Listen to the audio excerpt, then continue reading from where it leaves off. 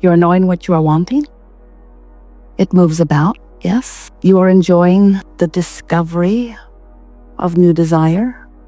You are enjoying the discovery of the idea of the desire even before the manifestation. You are able to feel the freshness of new desire calling through you even before you have completely answered the call and have allowed it to manifest. Just the idea of the expansion feels good to you. Well, then you figured it all out. We're done. Because when here in your physical format, your environment helps you to clarify improvement, and it does all day, every day.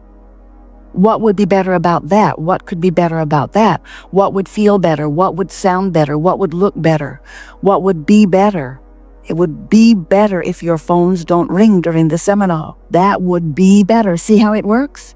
In every moment, there is contrast that helps you to know.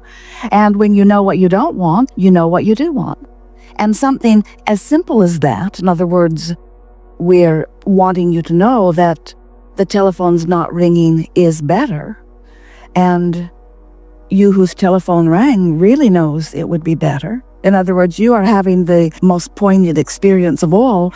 It'll be an interesting thing if you ever turn your telephone back on again. When you know what you don't want, you know what you do want. It really is just that simple. But what so many of our physical friends don't realize is that when you know what you don't want, even if no words are spoken, in other words, but you just know that you seek that improvement, without words, you are offering this vibrational request. Everything is vibrational in your world, even you. Do you know that? You are vibrational first and foremost. And even though you see yourselves in this manifested form, you see and hear and smell and taste and touch, you translate your environment into this physical equivalent and you call it reality.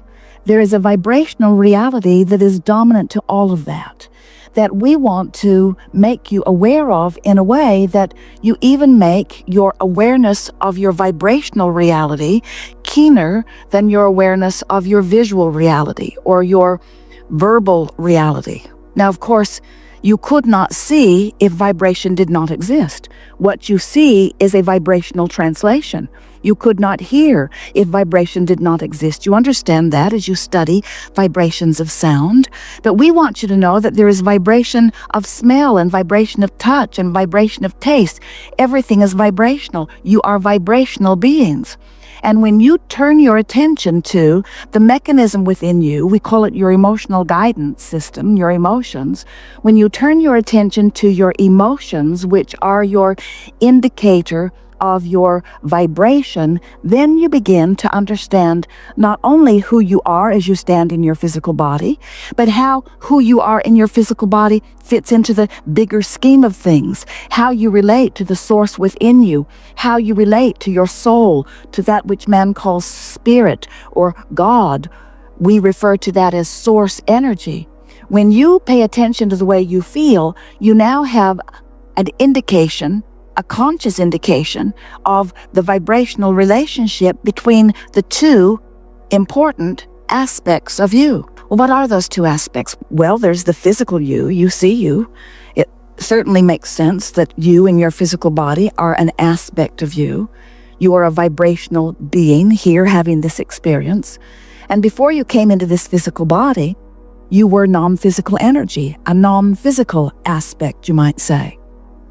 We want you to realize, and many of you do, that even though you are here in this physical body, that non-physical part of you did not cease to be as you became present here. That non-physical part of you exists as non-physical source energy. And that non-physical source energy stands as the culmination of all that you have gained through all that you have lived. In other words, through life exposure, you have continued to ask and improve and become, to eternally evolve. And that source energy, God force, spirit, soul part of you stands in that vibrational beingness. And you, as you stand in your moment, thinking your thought and feeling your emotion, can know by the way you feel how in concert your in-the-moment thought is with who you really are and what you really think. For example, when you see someone who is annoying and you proclaim to yourself or out loud that this is an annoying person, that discord that you feel, that you would call irritation or frustration or even anger, is your indicator that your conclusion, your opinion, your attitude about the present subject does not match the attitude or the opinion of the source within you. Because source within you loves that irritating person, even though you are finding that irritating person irritating. When you love, that feeling of love is that feeling of alignment. A feeling of hatred is a feeling of misalignment. Anger, misaligned. Whether you are guilty or blameful, misaligned. Because the source within you will not find fault with you or anyone else. And when you do, when you proclaim someone unworthy or inappropriate or just plain wrong, when you take the time to ferret someone out and point at it and call it wrong, in that judging, I don't want you, I want to push you away and what you're doing away attitude, you are, and you're free to do it, you are activating a vibration that the source within you never activates. And how do you know that the source within you is not now activating a similar vibration? You feel the discord. It's what negative emotion is. When you see someone and you appreciate them, that feeling of appreciation that wells up in you is your indicator that your vibrational attitude, your vibrational opinion matches that of the source within you. When you love someone, there's no disparity between the vibrational aspects of you and you. You are aligned. You are allowing the fullness of who you are. So many of you say, Esther says it daily, Abraham, I don't get why that doesn't irritate you. That irritates me. Why would someone behave that way? And we say to Esther, a better question then why are they behaving that way is, how does my awareness of their behavior feel? Or a better thing to say would be, why am I using that behavior as my current reason to cause vibrational disparity between who I really am and myself in this moment? Isn't that too big of a price to pay? And we say, we really think it is. But then often, you say, well, if I'm not here to form an opinion, if I'm not here to make a judgment, if I'm not here to come to a conclusion of what I prefer, then what do you mean that I'm sorting through contrast and using the contrast to help me to identify what I want? And we say, well, that part's exactly right. But you did not intend to come forth, sift through the contrast, pick out the parts you don't want or that you don't like, and then make a career out of pointing out what's wrong with it. You don't go to a buffet and spend your whole time standing in line telling the nice people behind the counter, I don't like that, and I don't like that, and I don't like that. What were they thinking? Who would put that there? Why would they put that there? I don't even want to know what that is. That's not the way you choose from your buffet. You select from among it what you want, and that's what you intended to do when you came into this physical time-space reality. You expected to have exposure to life that would help you to identify improvement, and you knew that when you, out here on the leading edge, ferret out an improvement, you knew that the larger part of you, that would be us, that would be source, that would be your inner being, that would be that non-physical part of you. You knew that that non-physical part of you would then hold steady to the improved version that you've carved out of life. And that's exactly what happens. When you don't have enough money, you ask for more, whether you use words or not. You ask vibrationally.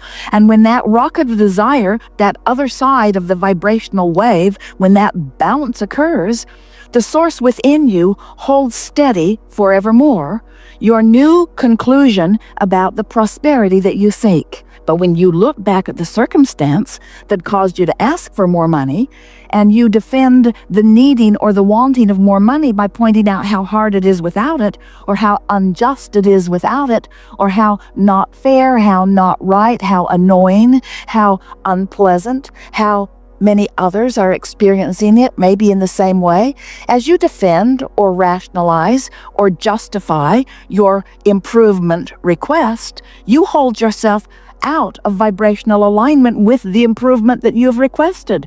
And you hold yourself instead in vibrational alignment with the problem that caused the solution. Now, this is the thing that we so want you to understand. As you're moving through life experience, exposed to all kinds of circumstances and events and other people and their ideas and beliefs and desires, you can't help but come to a steady stream of conclusions about what, from your perspective, would be better. And as those conclusions emanate from you, and the source within you makes them a vibrational reality by holding to the vibrational frequency of them, you can then, from the moment of the birth of the new desire, you can feel what your vibrational relationship is to that improvement. That's what your emotions give you. Your emotions give you moment by moment feedback. Your emotions let you know whether you're a match to what you want or whether you're a match to what you don't want. And what you begin to understand as you listen to us talking about these universal laws is that the powerful law of attraction, which is a law that responds to the vibrational basis of all it is, this law of attraction is the law that makes it possible that when you set your radio dial on 6:30 a.m., you hear what's being broadcast from the station that is broadcasting 6:30 a.m. The frequency of the transmitter and the receiver have to match up.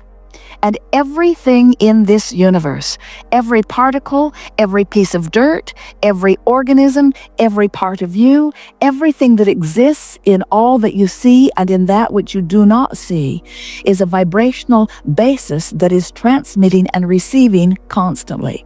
And those transmitting and receiving signals are being organized by this powerful law of attraction, which says, in simple terms, that which is likened to itself is drawn.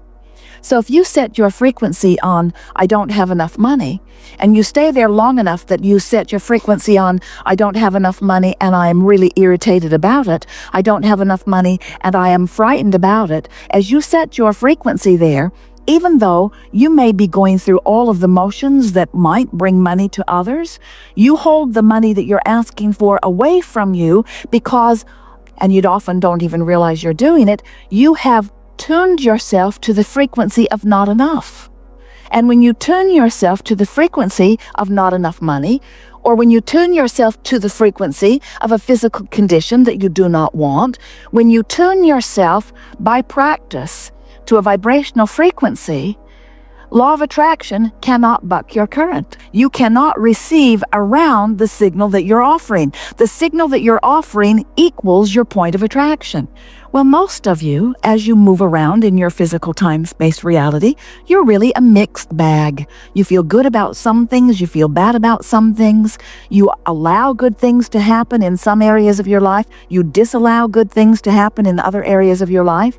And the reason you do that is because you are mostly offering your vibration in response to what you're observing. You've got what is itis, or you're offering your vibration in response to what someone has told you would be a good idea for you to think. In other words, you began practicing a thought early on as you watched your parents struggle, or as you saw some injustice that they were talking about.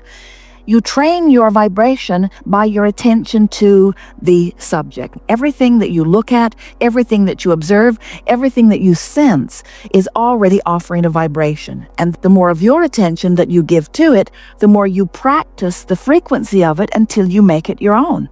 That's what beliefs are. Beliefs are just thoughts you keep thinking. Now, sometimes our physical friends will say, but Abraham, these beliefs are true. And we say, most beliefs are true, and quickly true.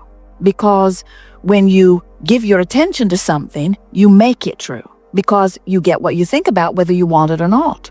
So when somebody says to you that such and such, cancer, or AIDS is a fact of life, and then they show you the facts. And you give your attention to that.